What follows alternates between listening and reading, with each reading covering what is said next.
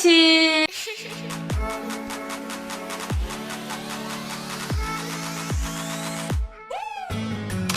J'espère que vous allez bien. Aujourd'hui on se retrouve pour une nouvelle vidéo et on se retrouve pour une nouvelle JV d'été. Aujourd'hui on se retrouve pour une JV d'été et on se retrouve pour une JV d'été sur Lady Diana. Je pense que mes cheveux comme ça va pas du tout le faire, attendez. Sa vie, il y a beaucoup de choses à dire et je suis pas là pour en faire une biographie. Vous savez, ma chaîne, je fais pas des documentaires, je peux pas amener toutes les informations sur une personne. Elle a vécu 36 ans, je peux pas prendre 36 ans de vie et tout mettre dans une vidéo de 20 minutes.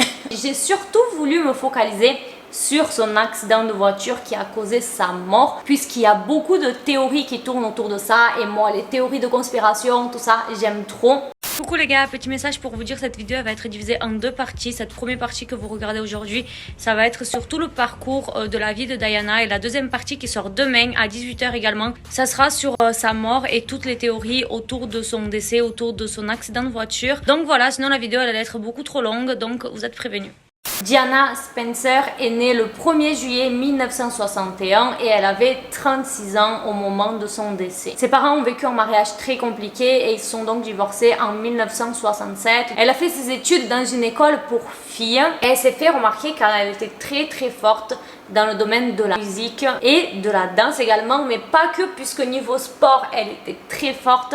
Elle a fait du hockey, du tennis et de la natation. En 1975 du coup, avec la mort de son grand-père paternel, le père de Diana va devenir du coup le 8e comte et du coup Diana va avoir le titre de Lady ainsi que ses sœurs. À ses 17 ans, Diana va avoir son premier appartement à Londres et en fait d'après les médias, ils disent qu'elle a eu vraiment un parcours catastrophique, enfin tout ça quand elle est devenue connue, bien sûr quand ils reviennent sur son parcours scolaire, puisqu'elle va décider d'arrêter les études. Elle va devenir nourrice pour une famille américaine et ensuite elle va avoir un poste également dans un jardin d'enfance en tant qu'assistante pour les enfants, tout ça. Faut savoir que quelque chose que je ne savais pas du tout, la famille de Diana, donc la famille Spencer, ils ont toujours eu un lien avec la famille royale, ils venaient vraiment d'une famille importante, tout ça en Angleterre. La grand-mère de Diana d'ailleurs, elle a travaillé dans le palais pour la reine, elle était l'assistante personnelle de la reine pendant plusieurs années. Et du coup, Diana et ses sœurs étaient assez souvent à des événements au palais et entourées de personnes très importantes. Et quelque chose de très intéressant que j'ai trouvé, c'est que le prince Charles, du coup, qui va être le futur mari de Diana, de base, il sortait avec Sarah, la sœur de Diana. Donc ils ont eu une relation très rapide comme ça, mais finalement ça n'a pas marché. Prince Charles, avant qu'il se mette avec Diana, il a eu une relation avec une femme qui s'appelle Camilla, et vous allez voir qu'elle va revenir dans le futur, hein. Elle va être très importante dans cette histoire, mais leur couple n'a pas marché puisque Camilla a rompu, s'est rendu compte qu'il la demanderait jamais en mariage alors que ça fait déjà un moment qu'ils étaient ensemble. Et en fait c'est pas parce que Charles ne voulait pas la demander en mariage, puisqu'il était vraiment très amoureux d'elle, c'était son premier amour, mais sa famille n'était pas d'accord. La famille royale, surtout la reine, voulait que Charles se marie avec une femme vierge déjà et que la personne soit quelqu'un de très important, ce qui n'était pas le cas de Camilla. Et du coup c'était un peu l'amour impossible entre les deux, en mode ils étaient fous amoureux l'un de l'autre mais ils ne pouvaient pas se mettre ensemble, ce qui est quand même pas mal triste puisque Charles du coup va venir se marier avec Lady Diana. C'est la famille royale qui va choisir Lady Diana comme la future femme de Charles. C'est ainsi du coup que le 6 février 1981, Charles a demandé Diana en fiançailles. Le 29 juillet de la même année, Diana et Charles vont se marier à l'église Saint-Paul à Londres. Donc c'est vraiment l'église où ils se sont tous mariés. Enfin c'est une cathédrale ou c'est une église où c'est pareil. Plus de 3000 personnes ont été invitées pour ce mariage et bien sûr ça a été transmis à la télé et regardé par plus de 750 000 personnes. Vraiment il y a eu beaucoup de gens qui ont regardé. Pour l'époque c'était vraiment quelque chose de ouf. On a appris quelques années après que Charles s'était confié seulement quelques jours avant son mariage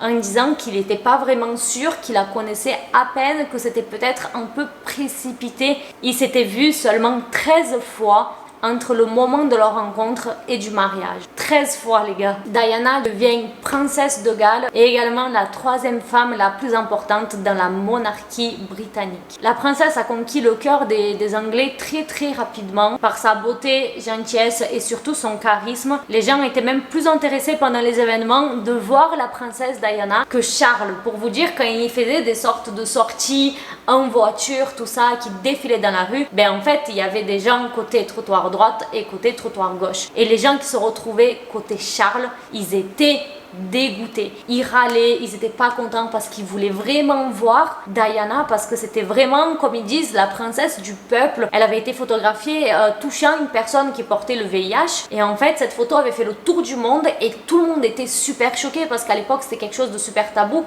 et c'est quelque chose qui a vraiment aidé les personnes qui sont séropositifs à se sentir mieux et vraiment enlever ce truc en mode ça pouvait être transmis au toucher, les gens ils voulaient même pas les approcher, et c'est vraiment Lady Diana qui a changé tout ça, vous voyez. Son mariage, du coup, pas de surprise, ça n'a jamais été en conte de fées, mais il faut savoir qu'à l'extérieur, il faisait vraiment semblant que tout allait bien. En ce qui concernait Diana, ça n'allait pas parce qu'elle avait l'impression que Charles l'a trompée, et en ce qui concernait Charles, il était marié à une personne qu'il aimait pas et qu'il n'avait pas envie d'être marié même avant qu'il soit marié avec. Fin des années 80, il y a une grosse rumeur qui commence à tourner en ce qui concerne leur mariage et en ce qui concerne le fait que tous les deux avaient des amants de leur côté. Diana, une fois, elle a donné un interview pour BBC en disant clairement que son mariage n'allait pas du tout, en disant que Charles voyait quelqu'un d'autre, en disant que cette personne en question était Camilla, donc Camilla, son premier amour, et elle a tout révélé dans cette interview. Do you think Mrs. Parker Bowles was a factor in the breakdown of your marriage? Well, there were 3 of us in this marriage, so it was a bit crowded.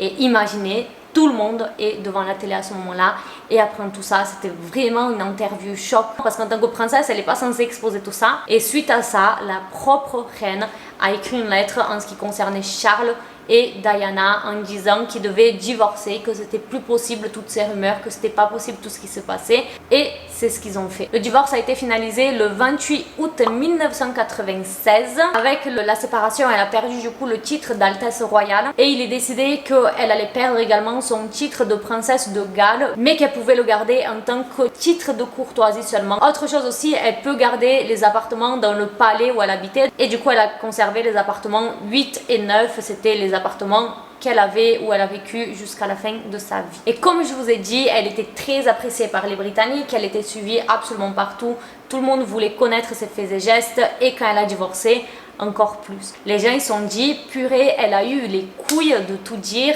qu'est-ce qu'elle va faire maintenant? Et il y avait eu plein de photos qui avaient tourné d'elle où elle portait voilà des robes quand même plus courtes, vraiment les gens disaient qu'elle voulait un peu provoquer la famille royale une fois qu'elle était libre. En 1995, Diana entame une relation avec le cardio-chirurgien thoracique, c'est compliqué, Asnat Khan. Et c'est vrai que pour cette relation, elle recherche l'anonymat maximum, c'est-à-dire que quand elle allait le voir, elle mettait des perruques, des lunettes, des foulards, elle voulait vraiment une relation tranquille et discrète, et les gens se sont toujours demandé pourquoi. Et elle voulait garder cette relation tellement discrète qu'en mai 1966, elle va aller au Pakistan pour soi-disant des œuvres caritatives, mais on va apprendre qu'en fait elle y va pour rencontrer la famille de l'amour de sa vie, puisqu'elle était vraiment folle amoureuse de lui. Mais ça va pas très bien se passer, Diana va pas être très bien reçue, puisque c'était hors de question que leur fils se marie avec une femme non musulmane. Et du coup, Diana est rentrée bredouille, le cœur brisé, et ils se sont tous les deux séparés. Quelque temps après, Diana commence à être vue avec Dodi Al Fayed, qui est le fils du milliardaire égyptien Mohamed Al Fayed. Et c'est vrai que contrairement à leur relation d'avant, c'était un peu le contraire, c'était pas du tout discret, ils étaient vus absolument partout, super proches, tout ça, mais il n'y avait pas encore le bisou, donc il y avait ce mystère, est-ce qu'ils sont en couple, est-ce qu'ils sont pas en couple? Et les paparazzis les suivaient absolument partout parce qu'ils avaient besoin d'une photo pour officialiser. Les photos de Diana à cette époque, elles se vendaient à plus de 400 000 € pour vous dire. Mais d'après les gens, cette relation était juste une façade. C'était une façon en fait de faire passer un message à son ex et le rendre jaloux à travers des paparazzis. C'est surtout pendant leurs dernières vacances qu'on voyait de plus en plus de photos, et d'après les paparazzis, Diana s'est exposée très volontairement, c'est-à-dire qu'elle sortait sur le bateau, regardait les paparazzis, elle faisait vraiment tout dans le but d'être photographiée, que ce soit sur le yacht, que ce soit en faisant du jet avec ses enfants, vraiment elle faisait tout pour être prise en photo. Le 10 août 1997, le magazine dont je vous ai déjà parlé dans la vidéo de Johnny Depp avait publié une avec une photo de Lady Diana et Dodi qui s'appelait The Kiss, donc le bisou, puisqu'il y a eu enfin une photo qui a été prise des deux et de officialiser leur couple en quelque sorte. Puis on arrive au fameux 30 août 1997, le jour de l'accident. Donc Diana arrive à Paris ce même jour, toujours entourée par les paparazzi de absolument partout, parce qu'il y avait beaucoup de rumeurs comme quoi que Diana était enceinte, et il y avait une rumeur comme quoi Dodi voulait demander en fiançailles Diana, et que c'est pour ça qu'ils étaient à Paris, la ville de l'amour, tout ça. Et du coup les paparazzi avaient vraiment cette pression en mode il faut avoir la photo de la demande en fiançailles, il faut avoir la photo où on voit un peu le ventre de Diana parce qu'elle est enceinte. Donc ils les lâchaient pas d'une seule seconde. Pour vous dire, le jour de l'arrivée de Diana à Paris, qui était le même jour que l'accident d'ailleurs, ben, il y avait 10 paparazzi qui ont été arrêtés. Les dernières images qu'on a d'elle vivante, elle était à l'hôtel. Donc ils étaient à l'hôtel, ils devaient quitter l'hôtel pour aller manger au restaurant. Finalement ils ont décidé de manger sur place parce qu'il